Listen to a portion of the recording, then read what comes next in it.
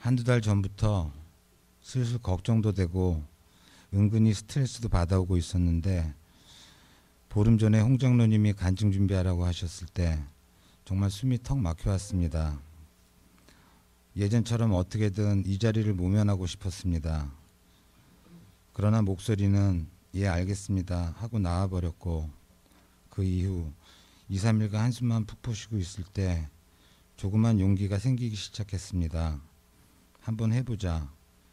이번에도 변명하고 피하고 도망친다면 처음으로 남이 아닌 나 스스로에게 화가 날 것만 같았습니다. 장로님께서 항상 말씀하시던 나를 향한 옳은 분노가 생기기 시작했습니다.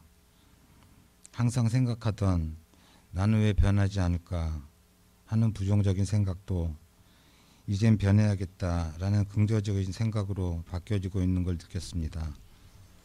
1년 전 바로 오늘 만신창이가 되어 돌아온 저를 받아주시고 그 버릇없던 중독자의 모습을 바라보시며 묵묵히 변화되기를 기도하시며 기다려주신 홍 장로님, 곽 실장님 그리고 선후배 형제님들을 생각하니 감사가 생겨나기 시작했습니다. 저의 지나온 과거를 떠올리는 것이 싫었고 말씀드리는 게 부끄럽지만 이제는 지나온 과거를 되돌아보며 반성과 함께 아픔을 이겨내는 시간이 필요한 것을 홍 장로님을 통해 배웠고 또한 필요하다는 것을 알고 느꼈기에 감사하는 마음으로 용기를 내어 이 자리에 섰습니다. 저는 1967년 1월 29일 제가 존경하고 자랑스럽게 생각하는 부모님 사이에 이남이녀 중 둘째로 태어났습니다.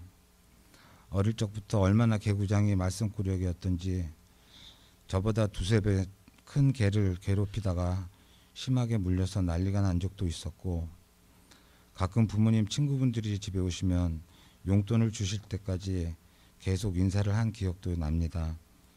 눈 속에 돌멩이를 넣어서 눈싸움도 해보았고 눈만 뜨면 밖에 나가 딱지치기, 구슬치기, 팽이놀이 노는 거라면 동네 1등이었습니다. 연탄이나 쓰레기통에 버려진 음식 찌꺼기를 동네 형들 앞에서 깡으로 먹던 기억도 납니다. 결국 5살 때 오랜 기간 병원에 입원을 했었고 태어난 지 얼마 되지 않아 한국에서 처음이라는 콜레라 설사라는 병으로 1년 정도 더 병원 신세를 진 기억이 있습니다. 젊은 시절부터 공무원 생활을 하셨던 아버님과 신앙심이 깊으셨던 어머니 밑에서 별탈 없이 장충국민학교와 영동중학교를 졸업할 무렵 처음으로 이성의 눈을 뜬 저는 가출을 하면서부터 질풍노도의 시기를 보낸 것 같습니다. 서울고등학교에 진학하면서 불량서클에 가입해서 싸움하다가 정학도 받고 여러 번의 말썽으로 어머님이 학교에 자주 오시던 기억이 납니다. 서울고 2학년 때는 전국에서 처음으로 두발자료가 실시되었는데 저는 학교에서 처음으로 파마도 하고 염색도 하고 나이트클럽에 다닌 기억이 납니다. 술을 마시지 못했던 저였지만 이때부터 다니기 시작했던 나이트클럽은 저에게는 탈출구여 멋진 해방감을 안겨주었던 것 같습니다.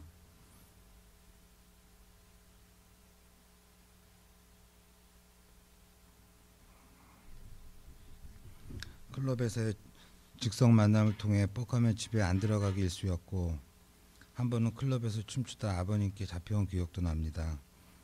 이런 저에게 당연히 엄하셨던 아버님께 그 많은 반성문도 쓰고 꼬댄 후지람도 받았지만 결국은 서울고를 퇴학하고 장충고등학교를 졸업한 뒤 대학 시절에는 인쇄소에 부탁을 해서 학교에 내는 학비를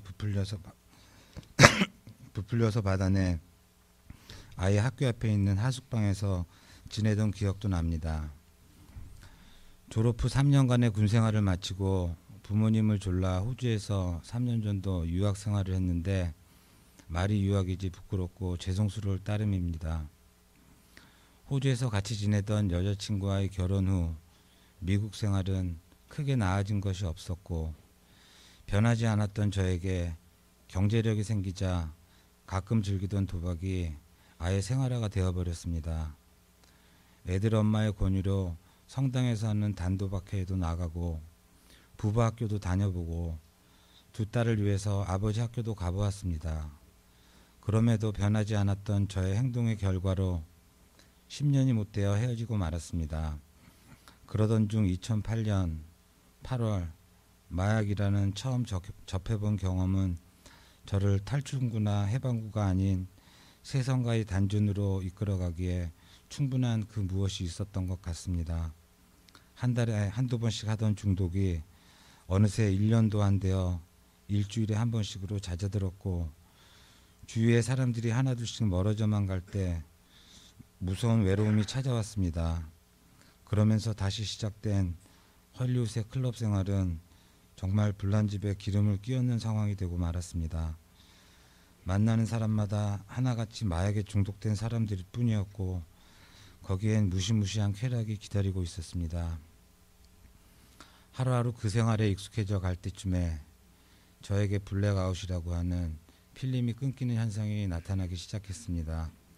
클럽에서 놀다가 정신을 차려보니 빤스 차림에 밖에 나와 있는 제 자신에 놀라고 알고 보니 어릴 적 하던 버릇처럼 우통을 벗고 클럽에서 싸우다 생긴 일들이었습니다. 2011년에는 2번의 교통사고로 차 2대를 폐차시킨 후 저의 삶은 수습할 수 없을 정도로 황폐해지기 시작했습니다.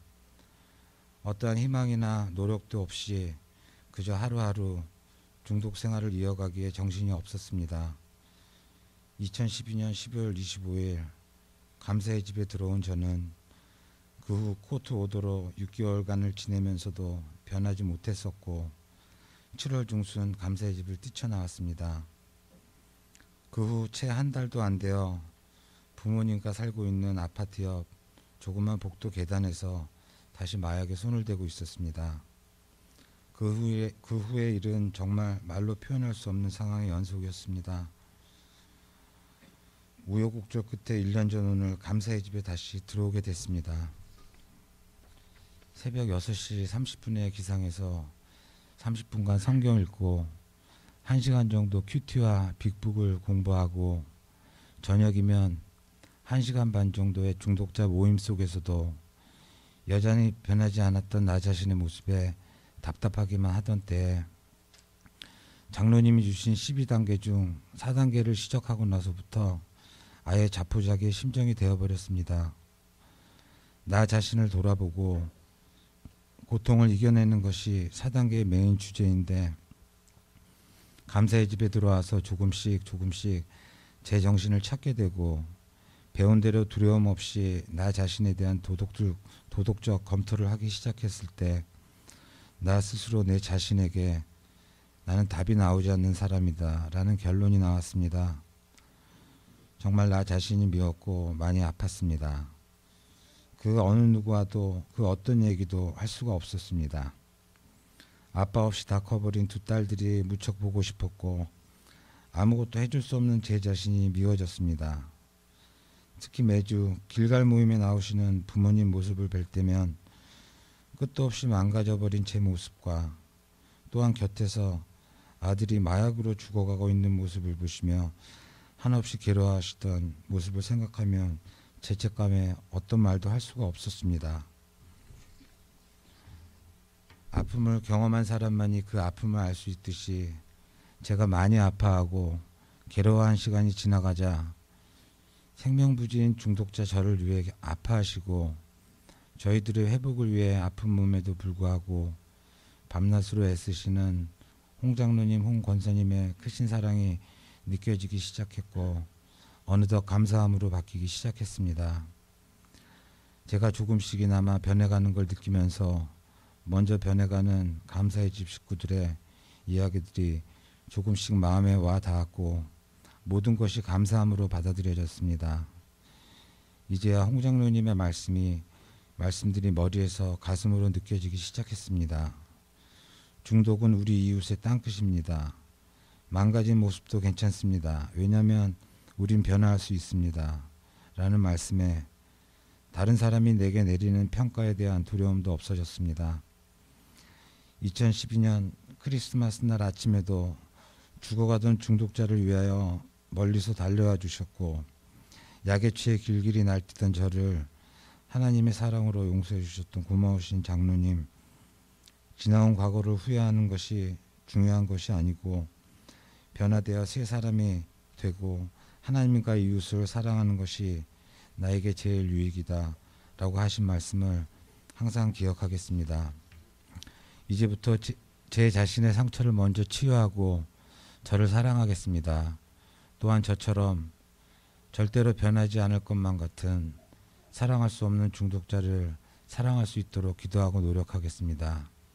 이 길이 회복의 시작임을 명심하고 아직은 성숙함도 감사함도 경건함도 어느 것 하나 갖춘 것이 없지만 이렇게 늦게나마 회복을 시작할 수 있게 해주신 감사함 잊지 않고 더욱더 노력하겠습니다.